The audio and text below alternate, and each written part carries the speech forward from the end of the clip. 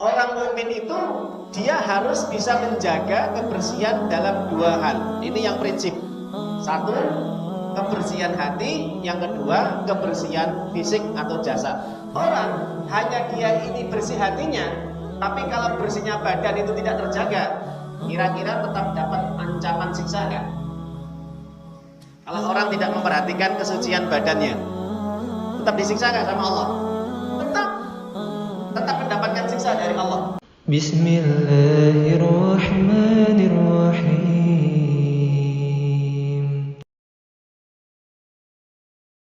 Yang dimuliakan oleh Allah Subhanahu wa taala, pada kesempatan malam yang cuaca hujan, kita bersyukur kepada Allah Subhanahu wa taala atas segala nikmat yang Allah berikan kepada kita, yang dimana pada kesempatan malam yang hari ini atas limpahan rahmat taufik hidayah kita dapat mendatangi panggilan Allah untuk menunaikan sholat maghrib berjamaah, dan kemudian kita bersama-sama untuk duduk di majelis ilmu dalam rangka untuk kita belajar, mengkaji ilmu, mempelajari ilmu yang ada di dalam kitab Allah yaitu Al-Quranul Karim, dan juga di dalam hadis-hadis Nabi Muhammad SAW.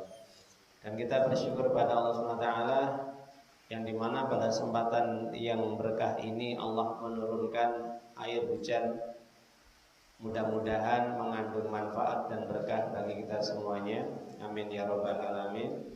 Dan mudah-mudahan meskipun dalam kondisi hujan ini tidak menyulutkan, menghalangi niat dan tujuan kita untuk terus istiqomah dalam kita ibadah kepada Allah.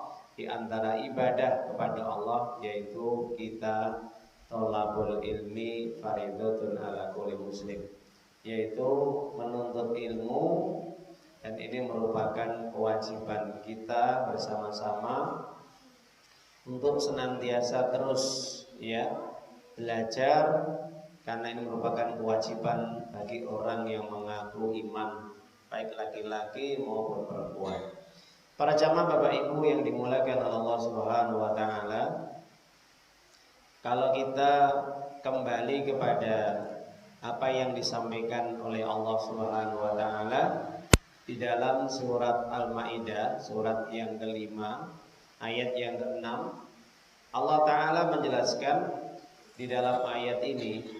Di dalam ayat ini mengandung beberapa petunjuk tentang ibadah, baik itu ibadah sholat, ibadah wudhu, kemudian ibadah juga bersuci dari hadas besar yaitu junub, dan juga termasuk ibadah tayamum. Jadi masya Allah, dalam satu ayat di dalam surat Al-Maidah, surat yang kelima ayat yang ke-6, di sini Allah memerintahkan untuk melaksanakan ibadah sholat, ada juga perintah untuk berwudu, bersuci, kemudian juga ada perintah di situ untuk kita mandi besar, mandi janabah, mandi junub. Kemudian juga di situ ada perintah kita untuk bertayamum.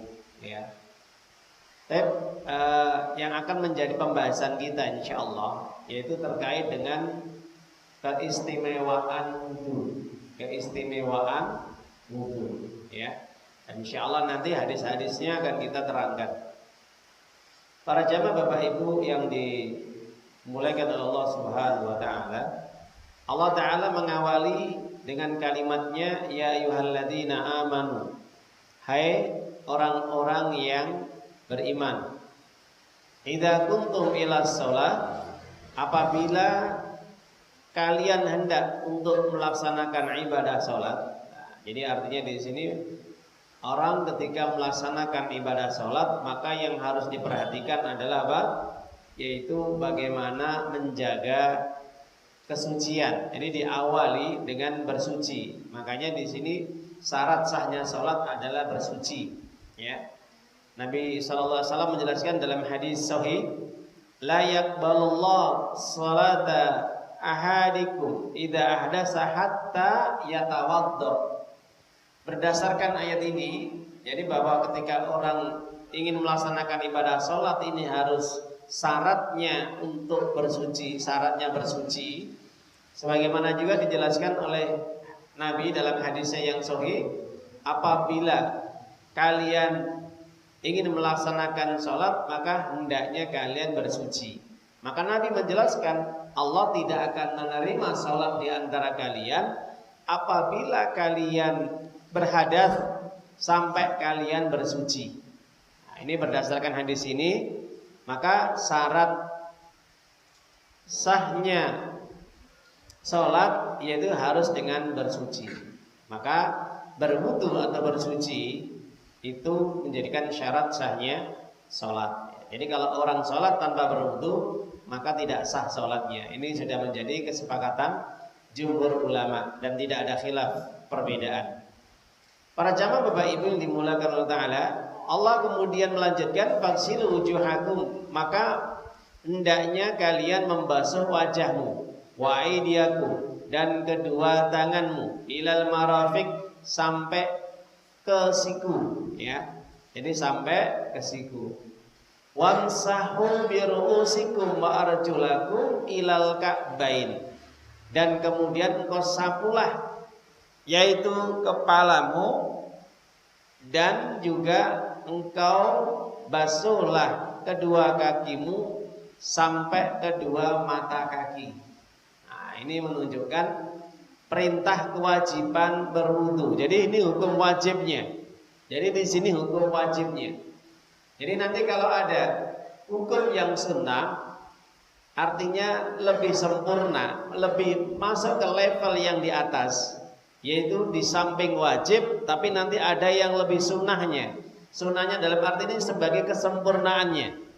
Kalau di sini adalah standarnya adalah wajibnya, ini yang dijelaskan oleh Allah di dalam ayat ini. Tapi lebih sempurnanya, lebih komplitnya dijelaskan oleh Nabi di dalam hadisnya. Nah itu. Nanti insya Allah kapan-kapan kita jelaskan tata cara wudhu yang benar. Ya. Kemudian wa in kuntum junuban fatahharu, jika kalian junub dalam kondisi janabah, selesai hubungan suami istri, maka fatahharu, hendaknya kalian bersuci. Arti bersuci ini adalah mandi. Mandi besar, ya.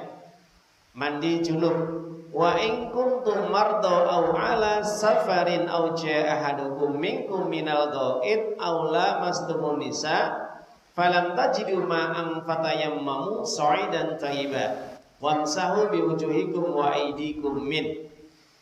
Apabila kalian dalam kondisi sakit atau perjalanan safar, atau ketika habis buang air besar, atau ketika kalian menyentuh wanita. Kemarin sudah kita kupas ketika dalam tanya jawab tentang hukum menyentuh wanita. Ini memang ada 3 perbedaan pendapat, ya. Ada yang mengatakan batal wudunya, ada yang mengatakan tidak batal wudunya, ada yang mengatakan batal dengan syarat itu apabila diiringi dengan syahwat, ya. Ini ada 3 pendapat dari kalangan para ulama ahli fikih. Apabila kalian tidak menemukan air, kondisi yang sangat sulit, ya, kalian sudah berusaha ternyata tidak mendapatkan air, maka hendaknya kalian ganti berwudu tadi dengan tayamum. Dengan apa? Yaitu dengan debu. Ada mengatakan tanah, soidan, debu, tanah, atau yang semisalnya, kerikil-kerikil yang halus, yang kecil, ya. Wamsahu biwujuhikum wa aydikum min, dan kemudian engkau tayamum dengan debu, kemudian usaplah wajahmu dan kedua tanganmu, ya. Jadi kalau kita perhatikan di sini Allah menggunakan kalimat wa aydikum dengan ya yang disukun. Perbedaan dengan wa aydiyakum. Aydiyakum dengan wa aydikum. Apa perbedaannya?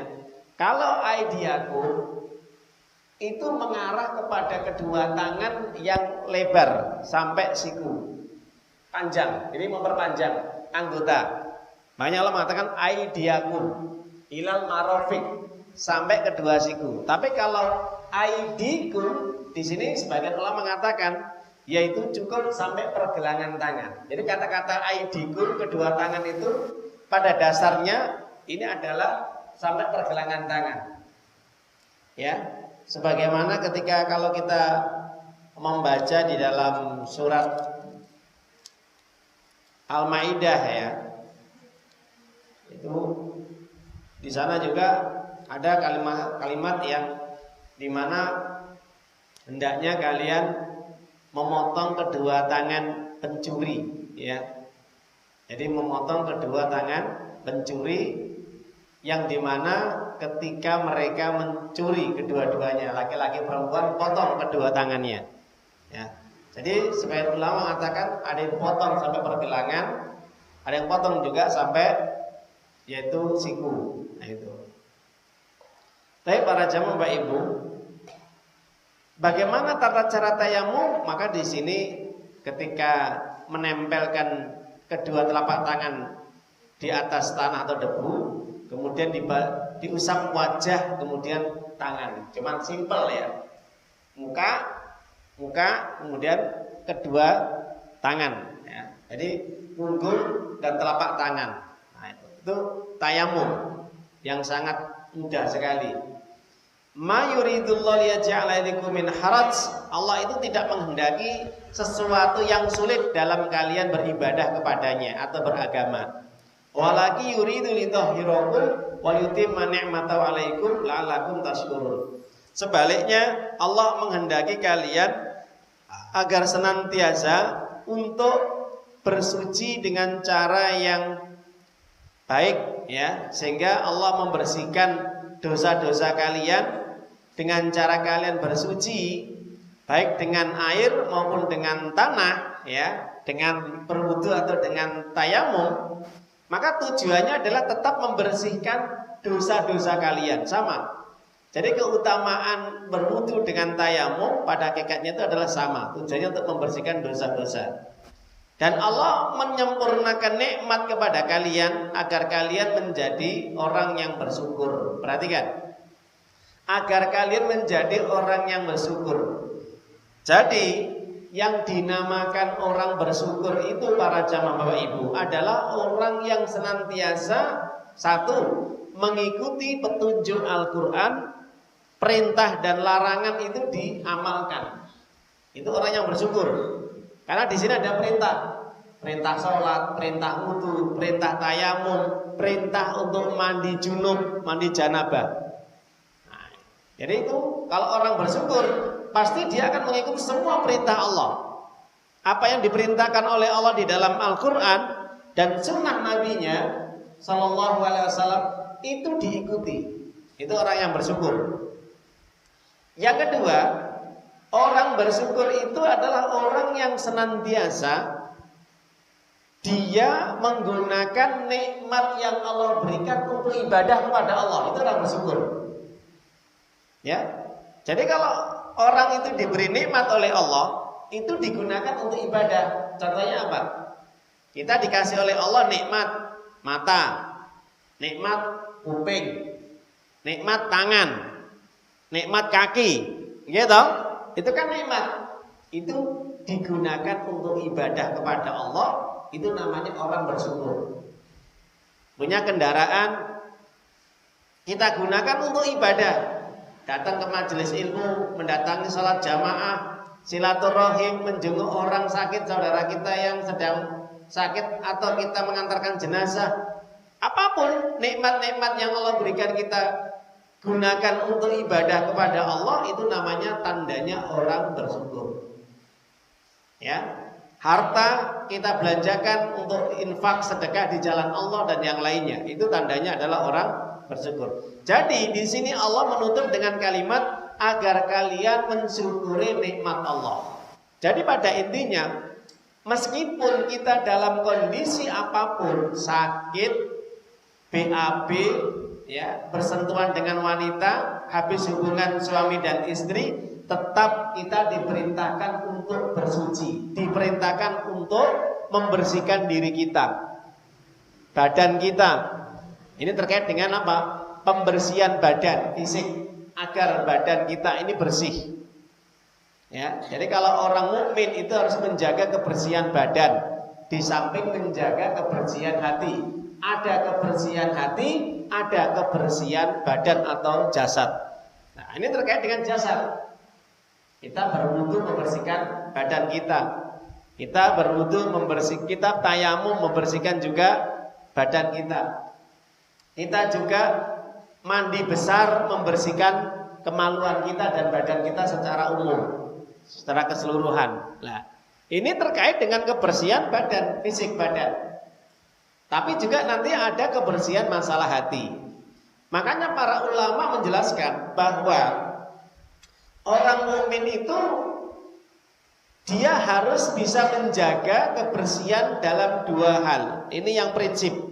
Satu, kebersihan hati. Yang kedua, kebersihan fisik atau jasad. Orang hanya dia ini bersih hatinya. Maksud bersih hati itu bagaimana?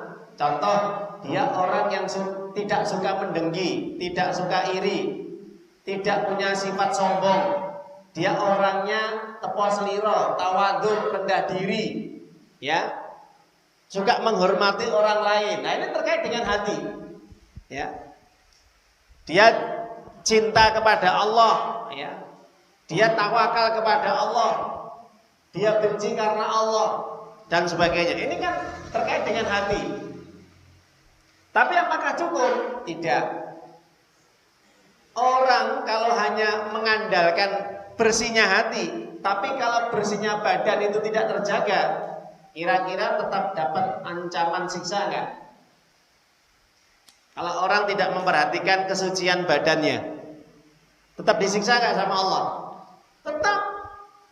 Tetap mendapatkan siksa dari Allah.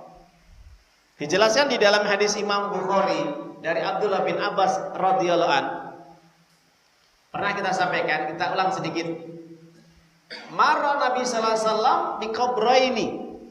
Nabi itu pernah melewati, ya. Di kuburan itu ada dua kuburan yang dimana dua kuburan ini sedang disiksa oleh Allah. Di alam kubur, di alam barzakh, ini penghuninya dua kuburan ini sedang disiksa oleh Allah Subhanahu wa taala. Maka Nabi mengatakan, "Wa ma yu'adiban fi kabir." Keduanya disiksa itu bukan persoalan yang besar. Seperti dia syirik, meninggalkan sholat, bukan. Ya, dia membunuh, mencuri, atau judi, berzina, bukan. Artinya bukan persoalan yang di hadapan manusia itu persoalan yang besar. Tapi menurut pandangan Allah ini persoalan yang besar sebenarnya, sehingga sampai menyebabkan orang disiksa di alam kubur. Yang pertama, kata Nabi, fakana ahduhuma la yastatir min baulin. Yang pertama, kuburan yang pertama, kata Nabi, kan ada dua kuburan. Kuburan yang pertama disiksa disebabkan karena apa? La yastatir min baulin. Semasa hidupnya dia orang yang betul-betul baik pribadinya, hatinya baik. Hatinya baik, Pak. Enggak pernah iri, dengki, sombong, hasud, benci, enggak pernah. Jarang sekali mungkin. Jadi enggak pernah melarani tonggo, enggak pernah melarani saudara, enggak pernah menyakiti, mendolimi. Baik secara lisan, ya, atau perbuatan, itu enggak pernah. Nah itu, hatinya baik. Tapi satu yang dia tinggalkan, kenapa? Dia tidak pernah menjaga kesucian atau kebersihan badannya, sehingga habis buang air kecil, kata Nabi, itu tidak pernah tuntas dalam membersihkannya. Jelas Bapak Ibu ya? Dia tidak pernah sebersih-bersihnya setelah habis buang air kecil. Ini persoalan ya. Di hadapan Allah besar, tapi menurut pandangan manusia, orang kalau habis buang air kecil, ya, entah itu di toilet, kamar mandi, atau mungkin di luar, mereka tidak malu kalau yang di luar itu habis buang air kecil ya sudah, kadang nggak dibersihkan, atau ketika bersihkan itu tidak tuntas, atau belum selesai, masih keluar air kencingnya, air seninya. Atau mungkin kadang-kadang juga ketika dia buang air kecil itu nyiprat. Apa nyiprat? Ya nyiprat ya. Iya. Jadi menyebabkan kadang-kadang air yang kencing yang dikeluarkan itu mengenai badannya, mengenai kakinya. Nah itu. Jadi dia tidak betul-betul memperhatikan terkait dengan kebersihan badan atau fisik. Nah, padahal hatinya baik. Hatinya baik. Mungkin dia orang yang rajin sholat, rajin ibadah, tapi sayang dia tidak memperhatikan sehabis buang air kecil, atau ketika habis junub hubungan suami istri dia tidak bersih dalam membersihkan kotoran kemaluannya atau ketika mandi besarnya. Nah itu. Atau tidak mengikuti tata cara sunnah-sunnah kebiasaan tradisi yang dicontohkan oleh Nabi ketika mandi janabah atau mandi junub. Nah itu. Jadi asal mandi saja. Nah ini juga pengaruh terkait dengan azab kubur nanti di alam barzakh. Siapapun dia, ketika tidak memperhatikan terkait dengan kesucian kebersihan badan fisiknya, ini bisa nanti tersentuh siksa di alam kubur. Itu yang pertama. Wa kana akhir, kata Nabi. Yang kedua, yang terakhir penghuni kuburan ini disiksa. Apa kata Nabi? An-namsi bin namimah. An-namsi bin namimah. Semasa hidupnya dia itu orang yang bersih, sangat-sangat bersih, Pak Bu. Menjaga kebersihan, tubuhnya bagus, wangi. Ya, dia bisa menjaga ketika buang air kecilnya, dia sangat-sangat terjaga betul. Jangan sampai ya terciprat air kencingnya itu ke tubuhnya.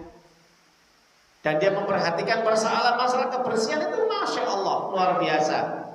Dalam berpakaian, dalam apa saja. Nah, tapi sayangnya kepada Bapak Ibu, dia tidak bisa menjaga kesucian kebersihan hati. Ternyata meskipun dia itu ahli ibadah, ahli sholat, ahli ngaji, ahli sunnah, ya, dan ahli apapun yang dia kerjakan, sedekah, baca Quran dan yang lainnya, atau dia itu orang yang pandai berdakwah di tengah-tengah masyarakat, orang yang berilmu sekalipun, tapi sayangnya orang yang seperti ini masih memiliki penyakit hati. Nah ini kotoran hati, ini bahaya.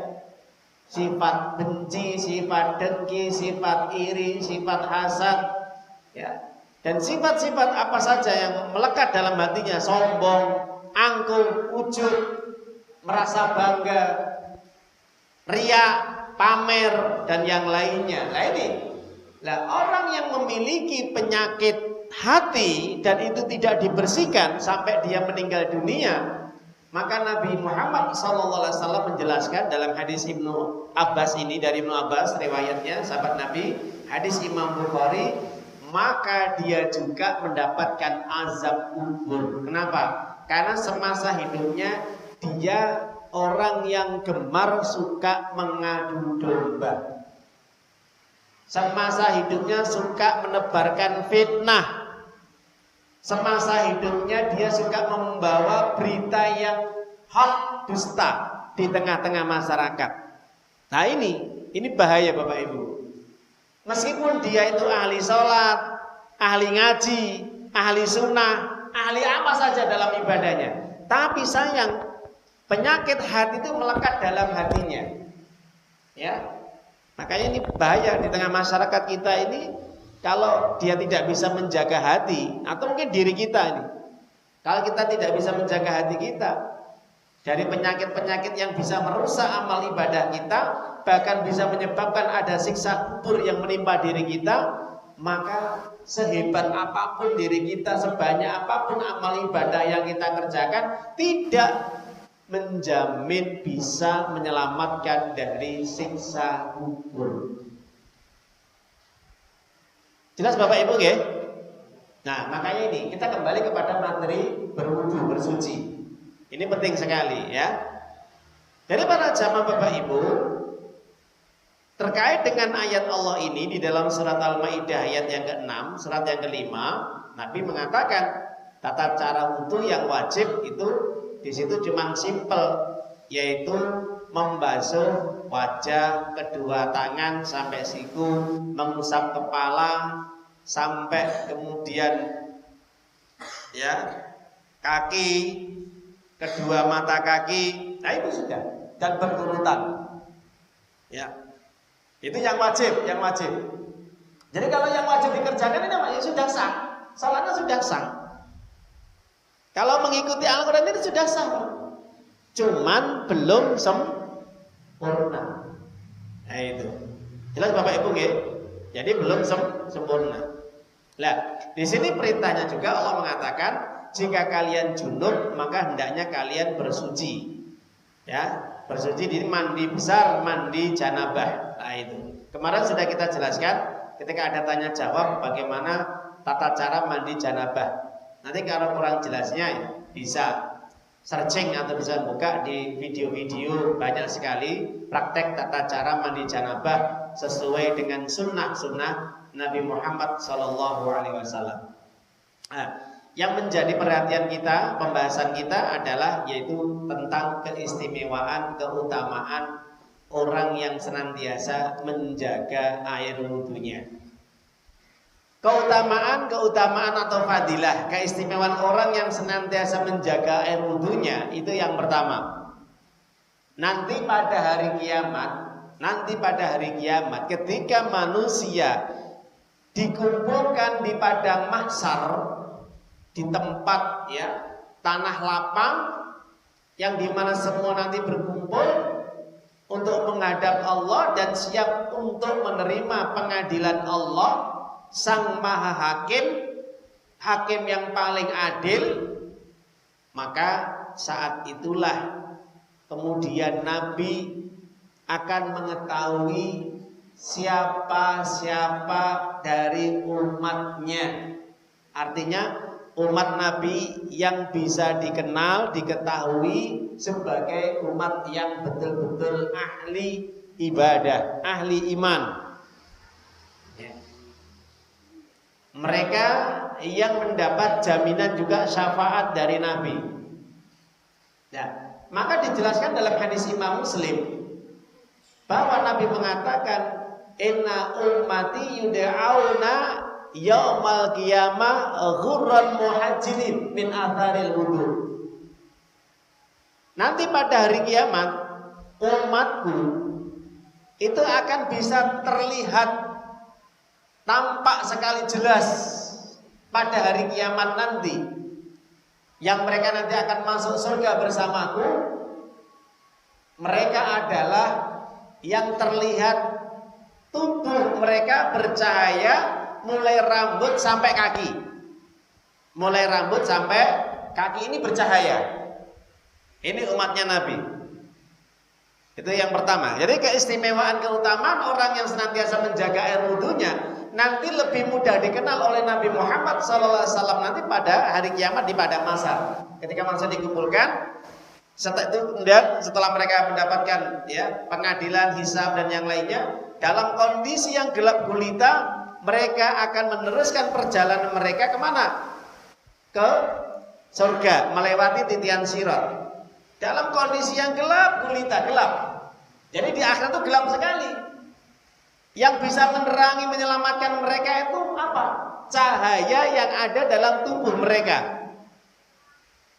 Jadi Bapak Ibu, kalau seandainya mati lampu semuanya, gelap, nggak ada lilin, nggak ada penerangan, nggak ada HP, seperti apa mungkin? Orang tabrak-tabrakan, kesandung, nabrak, jatuh, ya, dan yang lainnya. Apalagi nanti posisi di sana gelap sekali. Yang bisa menyelamatkan orang-orang dari kegelapan nanti di akhirat di padang mahsyar nanti apa? Itu cahaya yang keluar dari tubuhnya. Jadi orang yang semasa hidupnya menjaga air wudhunya dengan baik, maka akan keluar cahaya dari setiap anggota tubuh yang dulu digunakan untuk berwudhu. Ghurran muhajjalin min asharil wudhu, kata Nabi. Maka siapapun kalian yang pengen semakin cahayanya semakin lebar, famanis tata itila ghurratahu fal yaf'al, kalau bisa diperlebar, ditambah sedikit, ya. Jadi ketika ingin berwudu itu ditambah, dilebihkan. Nah itu lebih rata lagi, mulai kuping, kedua tangan sampai siku dilebihkan, kemudian kaki diangkat, dilebihkan sedikit ke atas, tidak ngepres maksudnya, tidak pas ya, tapi di atas bolong sedikit. Kata Nabi, hendaknya kau perlebar air wudu kalian. Nah ini bercahaya Bapak Ibu ya, Masya Allah. Jadi orang yang gemar berwudu nanti akan keluar cahaya dari sekujur tubuhnya, mulai rambut sampai ujung kuku kakinya, itu bercahaya semua. Yang tidak berwudu, nggak pernah berwudu, ya nggak punya cahaya. Ya, jadi kalau wudunya juga nggak bener, ya itu mungkin cahayanya tidak sempurna, tidak baik. Itu yang pertama. Yang kedua, para jamaah Bapak Ibu, keutamaan, keistimewaan orang yang senantiasa menjaga air wudhunya, ya, itu dia termasuk orang-orang yang mendapatkan ampunan, dosa-dosanya diampuni. Jelaskan dalam hadis Imam Muslim dikatakan, man tawaddaa fa ahsanal wudu ghufira lahu ma taqaddama min dambi. Barang siapa yang dia berwudu dan dia memperbaiki air wudunya, kemudian dia menuju tempat sholat berjamaah, sholat 5 waktu, maka diampuni dosa-dosanya yang telah lalu. Nah itu keutamaan yang dua ya, Masya Allah. Jadi dosa-dosanya yang telah lalu diampuni, kecuali dosa syirik, menyekutukan Allah, itu harus dengan bertobat, atau dia meninggalkan sholat. Nah itu harus bertobat. Yang ketiga, keistimewaan orang yang berwudu akan bisa mengangkat derajatnya melebihi yang lainnya. Ya, jadi derajat orang-orang yang senantiasa menjaga air wudunya ini, dia akan semakin meningkat derajatnya di sisi Allah. Dan dihapus kesalahannya. Dihapus kesalahannya. Ini ada tambahan dari Nabi. Jelaskan dalam hadis Muslim, Nabi mengatakan, ala adullukum ma yamhullahu bil khataya wa yarfa'u bidarajat. Qalu bala ya Rasulullah, qala isbabul wudu 'alal makari wa kasratul khata ilal masajid wa intidar shalah pada shalah fadalikul qurbat. Nabi menjelaskan, ketika Nabi duduk-duduk bersama para sahabat, duduk ngeten ya, Nabi mengatakan, "Wahai para sahabatku, maukah aku kalian tunjukkan kepada kalian yang dimana kalau kalian mengerjakan itu bisa menghapus kesalahan-kesalahan kalian dan mengangkat derajat kalian di sisi Allah melebihi derajat yang lainnya?" Para sahabat mengatakan, "Baiklah ya Rasulullah, apa itu?" Nabi mengatakan, yang pertama, isbagil wudu alal makarih. Hendaknya engkau senantiasa menjaga air wudumu dalam kondisi sulit. Dalam kondisi sulit itu bagaimana? Kalau kalian bekerja, kalau kalian dalam kondisi panas, dalam kondisi susah, dan kondisi-kondisi yang tidak mengenakan, tetaplah dalam kondisi suci badan kalian. Nah, berdasarkan hadis ini para jamaah Bapak Ibu, para ahli hadis, ulama mengatakan bahwa berwudu itu tidak hanya dalam kondisi ketika dia mau sholat, tapi dalam kondisi di saat-saat sulit. Ya, di saat ketika dia perjalanan jauh, safar, ketika dia sedang repot bekerja, dalam kondisi terjadi ya peperangan, terjadi bencana musibah apa saja, kondisi sulit, atau dalam kondisi ekonomi kekurangan, tetap jaga air wudunya. Artinya tetap jaga air wudu itu ya tetap kalian menjaga sholat 5 waktu, kalian juga di luar sholat tetap menjaga air wudu dalam kondisi suci. Jelas Bapak Ibu nggih? Nah, jadi kata-kata makar ini dalam kondisi yang berat. Katakan para ulama cuaca yang panas, atau dalam kondisi perang, sekalipun perang juga harus tetap dalam kondisi suci. Jadi ketika meninggal dunia itu lebih baik daripada mereka yang tidak bersuci. Meskipun sama-sama syahid ketika meninggal dunia di medan perang melawan orang-orang kafir atau musuh-musuh Islam. Itu yang ketiga. Ya. Jadi di samping juga menjaga air wudunya, juga memperbanyak langkah kakinya ke masjid untuk menjaga sholat 5 waktu dan menunggu datangnya iqomah untuk sholat berjamaah. Itulah yang dinamakan ribat. Apa ribat? Sabar dalam mentaati Allah. Jadi Imam Nawawi ketika mensyarah hadis ini, beliau mengatakan kata-kata ribat adalah menunjukkan sabar. Baik ketika berjaga di perbatasan musuh, ya, ataupun ketika dalam mentaati Allah, ibadah kepada Allah, itu namanya sabar. Jenengan datang ke majelis ilmu seperti ini bagian daripada ribat, ya. Secara umum adalah ribat, sabar. Menunggu sholat, ya, mendatangi majelis ilmu itu namanya juga ribat. Meskipun makna ribat secara hakikatnya adalah yaitu berjaga-jaga di front depan perbatasan dengan musuh, itu namanya ribat. Itu ribat yang paling tinggi derajatnya. Karena mau nggak mau harus apa? Berhadapan dengan musuh, paling tidak nanti nyawa melayang. Nah itu. Yang terakhir, ya, nanti kita lanjutkan minggu depan. Keutamaan keistimewaan orang yang berwudu adalah yaitu ketika dia dalam kondisi tidur ini didoakan oleh malaikat sampai dia bangun waktu subuh. Mulai dia tidur malam hari, tidur jam 9 atau jam 10, dia dalam kondisi berwudu, datang malaikat diutus oleh Allah untuk dia menemani tidurnya dalam satu selimut, dalam satu pakaian. Kemudian malaikat itu terus mendoakan sampai orang tadi bangun. Dijelaskan dalam hadis sahih para jamaah Bapak Ibu, yang dimana hadis ini diriwayatkan oleh Ibnu Hibban. Ya, hadis ini sahih dari Ibnu Umar radhiyallahu anhu.